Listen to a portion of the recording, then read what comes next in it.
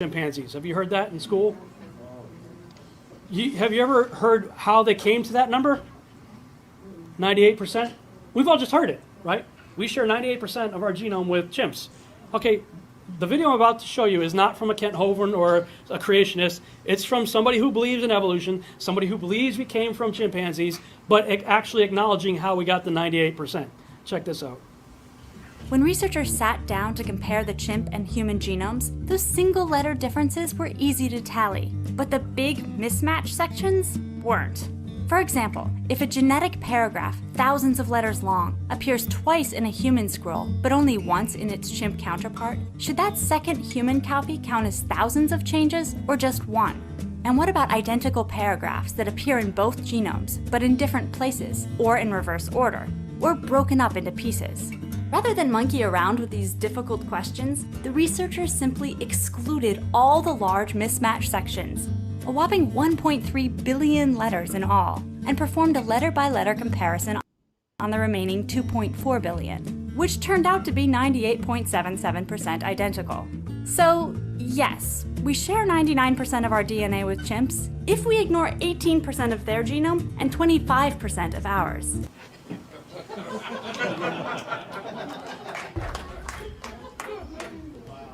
But that's what passes for science. All right, is it done? Does that sound completely absurd to you?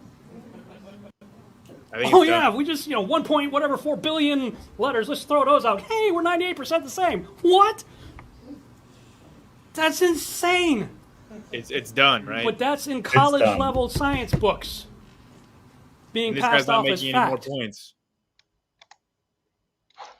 Here's my point. All right. Well, here's my point. That guy was lying.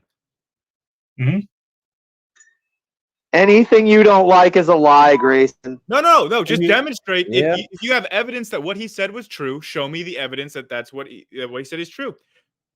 Because all I saw was that he was citing a cartoon. And I'm pointing a cartoon right in your face, right here, brother. I see that. mean- It doesn't give you any more evidence than it gave That him. doesn't mean that that's not what it's showing. They used the cartoon to show it, but it was from an official source that believed in evolution. Oh, an It official didn't- cartoon. It's not his. Bro, He that picked was it a up. YouTube channel. That was not an official source. I don't know what you're talking about. Yeah. No, just show me an official source that backs up what that cartoon said. Show me, and then I'll believe you. I'll find it for you. Okay, thank you very much. I would appreciate a real source. Hey, put your guns away, John Wayne. This ain't the OK Corral, and you're not Wyatt Earp, so let's be friendly. Although we should take the monkey down because that's kind of mocking at the moment. Oh boy, this is fun. You guys are animated. By the way, just to clarify, hold on. Beamsy has been here for like 2 hours. I've been wanting to ask questions forever. Yeah, but Beamsy hasn't even said hello. Steven, Bimsy is Mark's friend, and he's here to type stuff. They can both go around.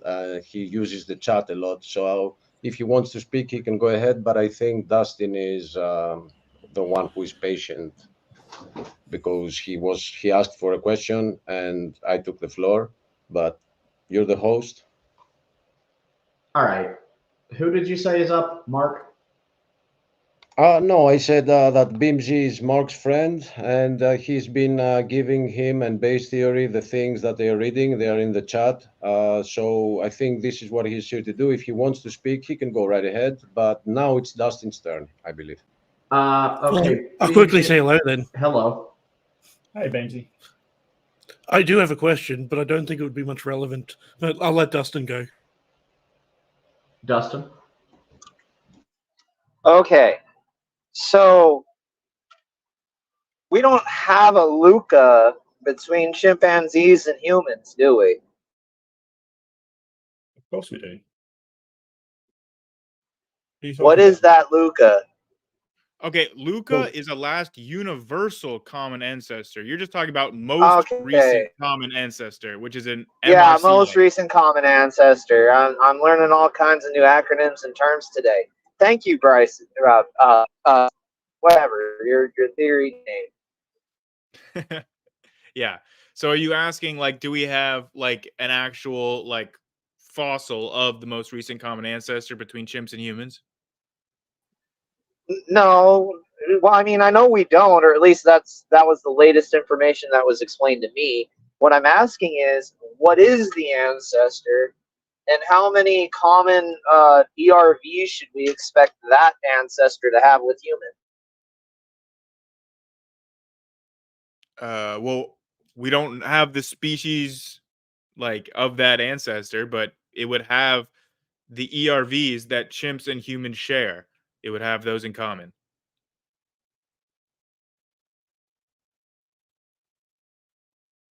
And there is no skeletal evidence of this either, right? Not to my knowledge, no. The fossils for that have not been found because, again, look at the environment where it would have lived. Almost And according to the every theory of evolution, single we share animal. about 90. Okay, what is going on right now? Why is he doing that? Okay, That well, was me, and it was an accident. almost every single animal that has lived in a jungle environment has not fossilized. Jungles are horrible for making fossils. The soil is way too acidic. Like, you just don't find jungle species like well represented at all in the fossil record.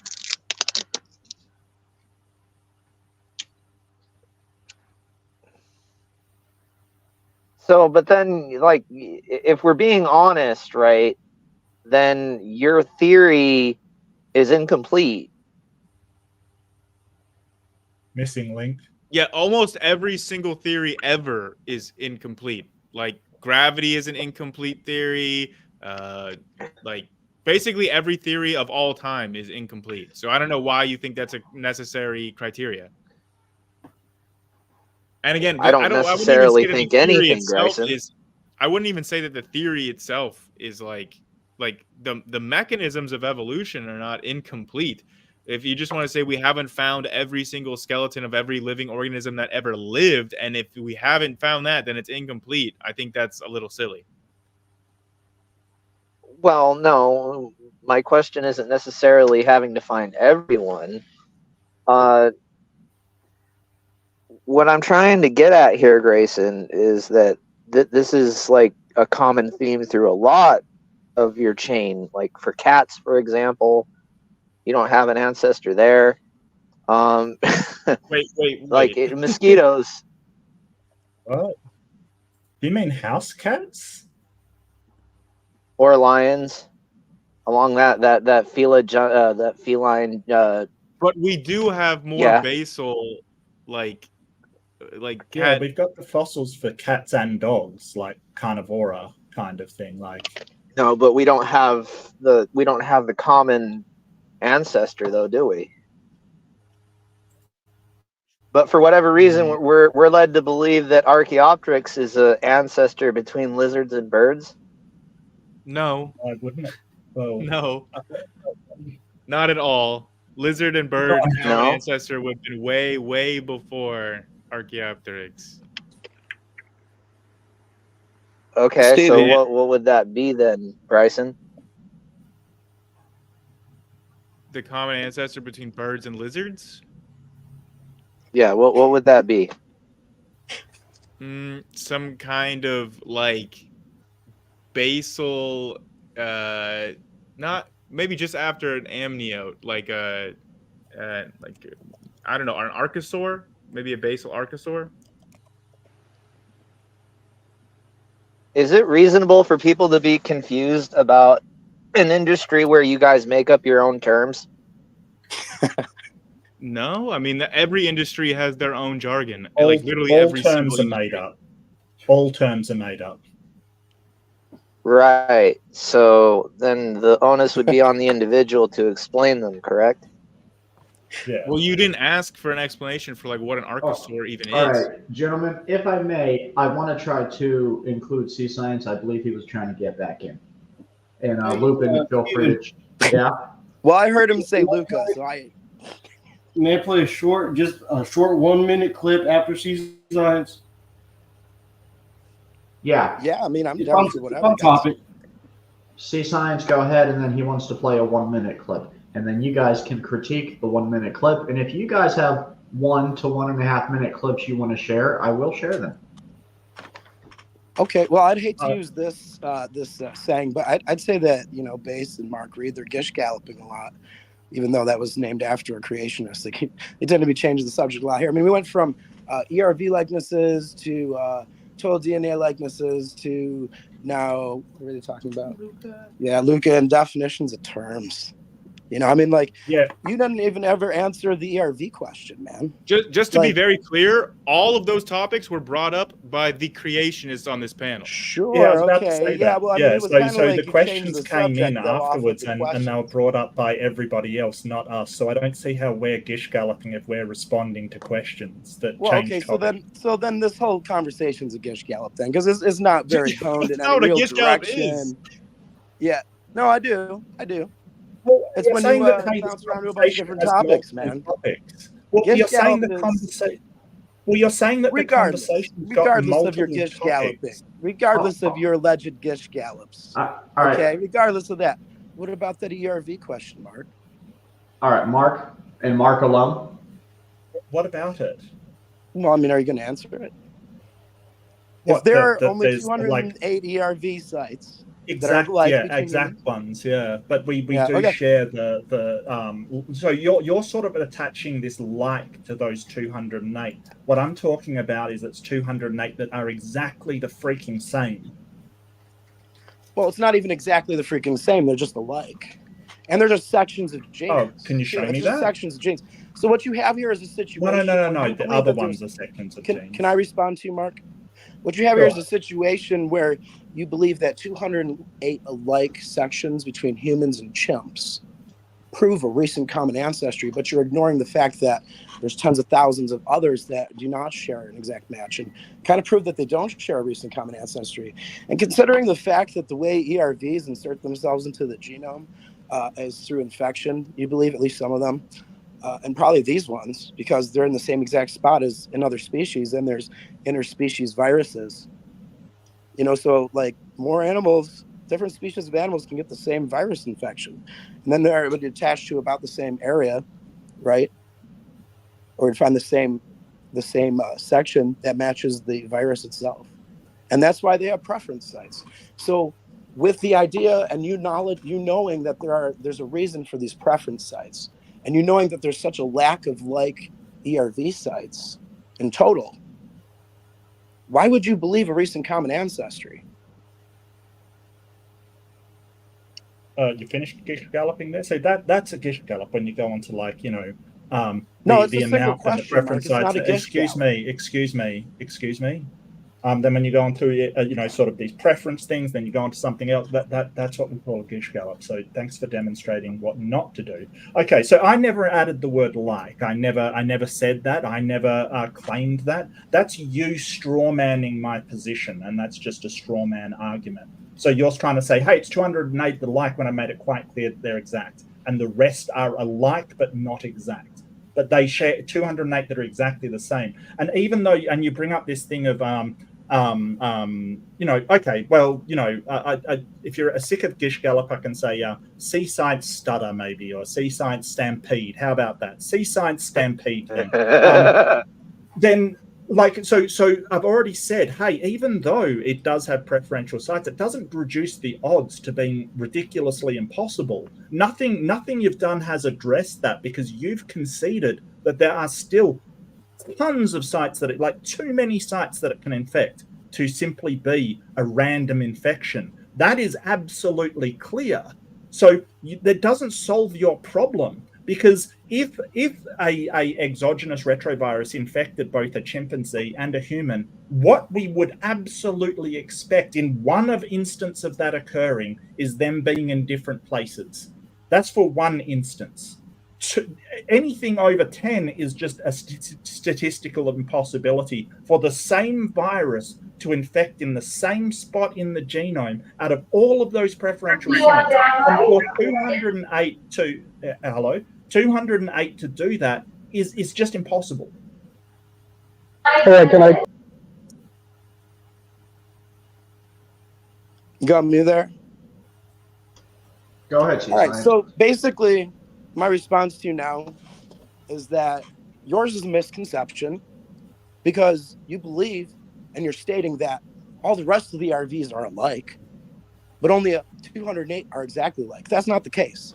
208 appear alike, and the rest are not alike. That's what's real. Can you show me a paper or citation for that? Additionally, can I finish? Additionally, oh, sorry, I thought you'd finished. Yeah, I know. Additionally, I like to Gish Gallop, So your claim is that there's 208 exactly alike viruses. You understand how viruses infect, or virus theory, that there's preference sites. There's a good reason why these 208 this handful of viral infections end up in the same place. It's because of these preferences. It's because they can choose they have these preferences for where they infect the genome. That's why they're in the same spot or like places. It's not because they share a common ancestry. What amazes me is that you deflect the fact that there are tens of thousands of unlike ERVs, and you try to claim that they're like, though. And I'm just supposed to take your word on it when I already know that they're not alike. So my question to you is, why do you think that a handful of like ERVs prove a recent common ancestry when there's tens of thousands of unlike ones? Wouldn't tens of thousands of unlike ERVs prove there's not a recent common ancestry by the same logic that you think does? Yeah, so it's a single question. Unlike. It's not multiple questions. It's a single question. So try and call Gish Gallop when it's a single question the whole time.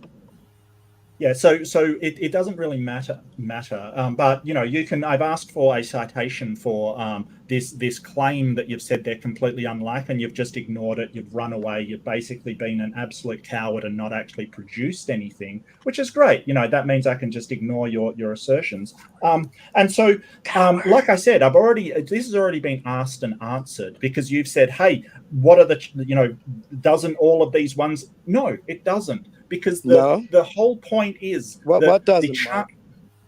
You're not being very clear. I'm just saying. Yeah, moderator, can we please have some sort of can I play the video, and then I'm gonna go? Well, I would like to be able to answer without being interrupted. Well, this deflection's really sad, Mark. Let's watch the video. Answering and questioning for like 5 minutes now. This is why I won't debate C-Science. He's got no self-control whatsoever. You have your rescue devices that you run to, Mark, to avoid debates. Okay, C-Science, man, that's not necessary. I think this is sort of unproductive. I will say it's unproductive. But basically, like, if you say, hey, the chances of you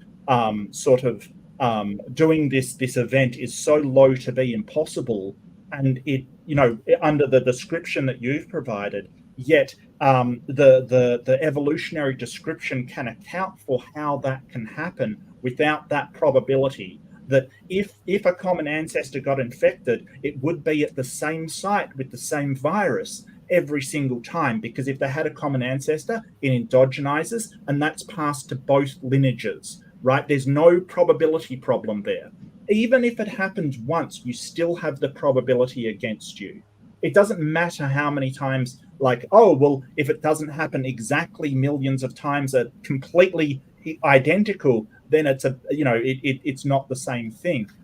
That's evidence against it. No, it's not, because the probability of it happening once is almost impossible. The probability twice is so close to be impossible to be ridiculous. It doesn't matter. And this is the whole point. It doesn't matter. If it happens 208 times when one is almost impossible, that's really, really strong evidence against it. Mark, genuine question. Are retroviruses handed down through mitochondrial DNA or the Y chromosome? It depends where they infect. So basically, it's when a virus infects the germline, an egg or a sperm. So what happens is that that virus gets replicated. So just say you have an egg in a womb and it splits into 2, 4, 8, etc. Like it just splits. So if that egg cleavage fro, with right? Virus, I'm sorry. No, I was agreeing with you. The cleavage fro, the separation of the cells. That's what is it? The zygote. Multiplication. Yeah, it's the multiplication of the cells as an organism forms. That multiplication, if a retrovirus infects one egg, for instance, that will be replicated to every cell in the body of that organism. right? So we know that because it's in every single cell of your body, it was infected in the germline. When it becomes fixed, it's when that retrovirus becomes a normal part of your DNA, basically. So when it gets transposoned, right? When it's infected the nucleus of the cell, and then there's a transposon that changes the cell and introduces the new code into the genes, right? Yeah, well, that's what happens when the cells multiply, for instance. So transposons are sort of a cut and paste mechanism, I think, that sort of, you know, the virus transposes itself into your DNA, but for it to be an endogenous virus, and not exogenous, not passed around external of the body, it has to be in the germline. It has to be in the sperm or the egg cell. Okay, copy that. Okay, so right. if we have you and I, right, and we both share a segment of viral DNA, right, and it's in the same place and it's the same virus, think of the chances that I got infected with a virus, or my mother was infected with a virus, and your mother was infected with a different the same virus at the same place in that egg cell. Think of the chances of that. It's almost impossible. But just say our grandmother, like just say I'm related to you distantly, just say our grandmother, when the egg in her womb, just say that got infected by a virus and she passed it on to her two daughters, your mother and my mother, right? That is a way better explanation for how we have exactly the same virus in exactly the same spot in our DNA.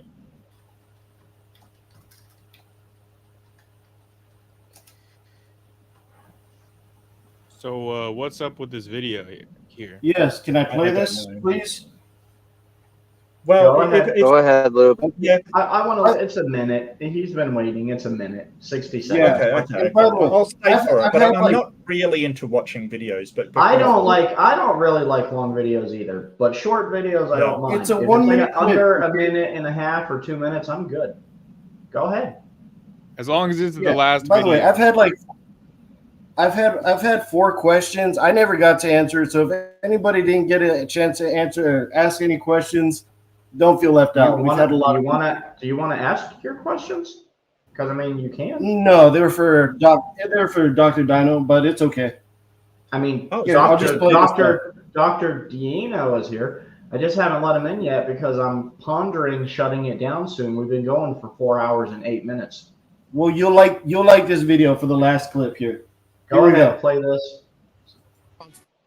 4 major ideas. None of them have ever been observed. Number 1, that life comes from non-life. We have not one single example of life coming from non-life. Number 2, that all the life forms that we have today came from single cell life forms. Many people do not know that while we do have single cell life forms that we call bacteria, we have no 2-cell life forms. We don't have 3-cell life forms. We don't have 4-cell life forms. We don't even have 5-cell life forms. Wow. That is, we go from single cell bacteria to complex life forms. So there's no evidence that all life comes from single cell life forms. The third postulate of evolution is that time and chance drive evolution forward, of course, and time Can we pause works this? against evolution.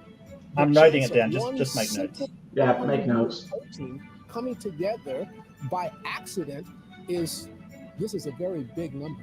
Time and chance make evolution absolutely impossible. The fourth postulate that evolution is based on is that Oh. Okay. Okay, I guess so, there's no fourth one. to address this, number 1, that's abiogenesis. That's it for me, guys. You guys have a good night. That was my final statement.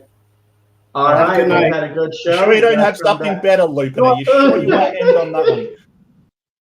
Yeah, that was a pretty Sorry. bad one to end on. That was pretty bad. Yeah. So abiogenesis is life from non-life. We're talking about evolution. Evolution, the theory of evolution covers life that's already exists and how it develops. It explains biodiversity, not the origin of life. The single cell to we've never seen a 2-cell or 3-cell. Yeah, but we've seen single cells organisms turn into multicellular organisms.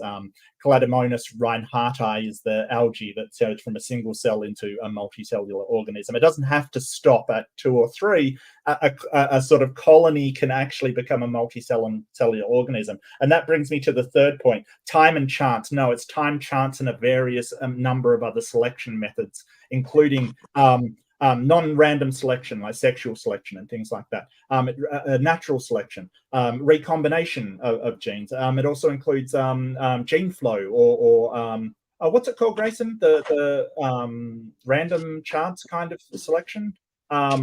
Genetic drift, is that what you're talking about? Genetic drift, thank you. Yeah, so it has a number of mechanisms that are selecting for it. That's not random, that's deterministic, and it's determined by the environment. So time and chance is not evolution, and this law guy had no idea what he was talking about. All right, well, thank you for that reply. Anything to add, Grayson? Yeah, I would like to if I could. So even if, like, tomorrow, if abiogenesis was completely falsified, evolution would still be true. Even if it was the case that, like, life cannot come from non-life, we would still know evolution happened. All the evidence would be unchanged for that. So his first point is a total non sequitur. The second thing was I kind of forgot his. Oh yeah, the multi-cell thing. Yeah, Mark nailed it out of the park. Chlamydomonas totally shows the evolution of multicellularity in a lab. We watched it happen. You don't have to go through 2-cell organisms as an intermediate. That's just dumb.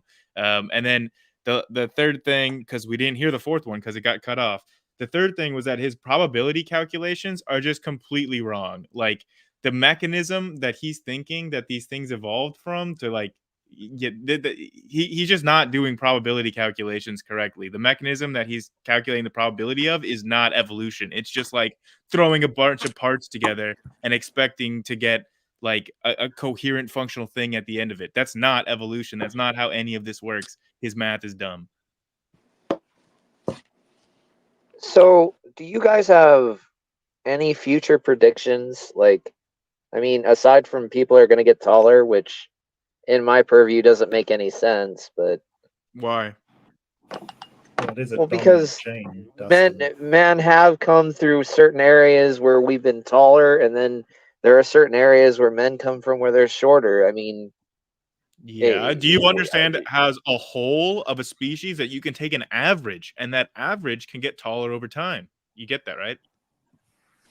Yeah, I get your assertion that the average implies evolution, but that doesn't necessarily follow. Hold on. That's not what I'm asserting at all. All I'm saying is, like, basically what you're showing is, like, if I told you that the average pizza price is going to get more expensive over time, and you said, yeah, but we have some restaurants that have expensive pizza and some restaurants that have cheap pizza. You see what I mean? That's what you're doing to this. It doesn't make any sense. I'm saying the average is going to increase over time. And if I that's... may, we do have several situations around the globe where evolution is actively happening. What? Bro, what are you talking about, man? Well, one very visible example is that African elephants are currently, generation by generation, having smaller and smaller tusks on average, partially because a lot of the big tusked elephants were killed for their ivory in the past. Okay, so is Achilles just playing all these memes? No, that's me. That's Stephen Andrew Bolin. Yeah, I think I'm going to take off if this is going to be the sort of. Oh, Mark, don't go yet. Wait, I had no. C-Science. No. I'm really not listening to you anymore. You're interrupting. You're disruptive. You're an absolutely awful interlocutor to talk with. Absolutely awful. You don't let me speak. You debate all of these, silly accusations. You've been insulting people in the chat. I mean, yeah, you have your hold up, C-Science. I just have one question. Hold up. Have you been insulting people in private chat? Let's see if you're honest. Mark, I did. All right, I'll see if you're honest. For you. I have one question for you. No. Answer the question, Mark, I did boot Bubble for you, Mark. Yeah, I realize that, and I appreciate I booted him again. You I booted think me I'm too really for here him, for dude. sort of a serious discussion, and you know, Yo, I've been blocked more times on this channel tonight than I've been on any other channel. Good for Well, you. Crazy. hey, it's been a hard night of moderating, guys. I'm just trying to keep. Well, I the mean, level. Mark's got to be babied. You know, Mark's a big Cry old about baby. it He's gotta harder, be baby C too. Science. Whine Hey, more. about your don't be second like point that, about the C-Science. algae, Mark. All right. Hey, Hey, Mark I may Root. have started this, so I won't yeah. do Well, any thanks more everybody. memes. I really won't do any appreciate it. more memes. Stephen, thanks Much for love, letting Mark. me in. Bye, And I Mark. realized it was hard Run to from the moderate question, kind of you thing. pussy. Hey, no, you're Wow. gone. You're gone, No. C-Science. No, you're out. Yo, of you're. here. Yeah. No, that's not happening. Yeah. So this is why C Science is blocked on my channel. And sort of, you know, after he did one of these outbursts, I sort of said, hey, send me an email with why I should unblock you. Just, you know, just say something, a reason kind of thing. And really what it was, and I wanted to be fair with him, is to see if he could be a reasonable person and make a reasonable statement about, you know, why he should be unblocked. And instead he called me the C word and went on and on and on. So, you know, I get that it's hard to moderate, and I get that all of that happens. I do get that, and I will bring up places where I think, you know, it's been unfair. But at the end of the day, that's just ridiculous. I'm sorry, Stephen. That's just ridiculous, mate. No, anyway, yeah, I'm you going to went too go. far. Take care, and I will catch you in the next one. See you, All Doc, right. Grayson, Much Hardflesh, love. Dustin, Beamsy. See ya. Catch you later, Mark. So you're first, suggesting that smaller tusks is an evolutionary trait? yes, the size and form of body parts is, yeah, yes. Oh, so we can expect this this elephant specific family, genus or phylum to split? No, that's not what I said. The population as a whole is trending towards smaller or even no tusks. I actually have an article here where out of 91 female elephants born since the 90s, 33% have no tusks at all, compared to only 18% prior to the 90s. And what about that helps the elephant survive better? They don't get shot for their ivory. Hunted for their tusks. Yeah, they don't get You're, shot for their ivory. you're telling me? Wait. Are you serious? Why if they're just not living to turn? Does it make sense? So wait. So you're telling me